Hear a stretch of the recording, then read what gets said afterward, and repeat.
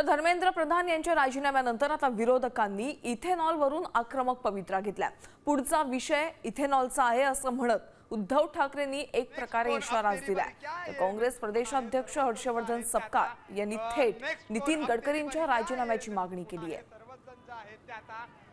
Next कौन अब तेरी बारी क्या आहे सर्वच जण जे आहेत त्या अर्थमंत्री आपल्या निर्मलाबाई घसरत्या रुपयाबद्दल बोलत नाहीत, महागाईबद्दल बोलत नाहीत, पण पेपर फुटीचे फायदे समजून सांगतायत।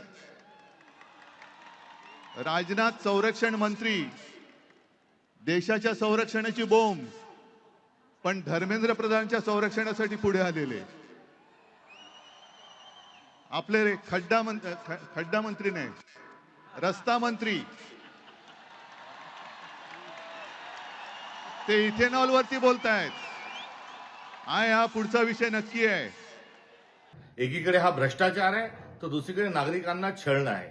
त्यामुळे या देशामध्ये एक मोठं स्कॅन्डल हे इथेनॉलच्या अनुषंगाने झालेलं आहे आणि या इथेनॉलचं कांड करणारा दुसरा तिसरा व्यक्ती कोणी नसून मोदी सरकारमधील एक मंत्री आहे।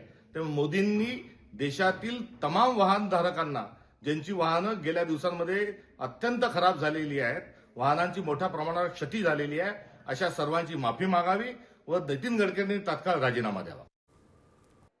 मी साम टीव्हीच पाहते, तिथल्या बातम्या मला रिलेट करतात।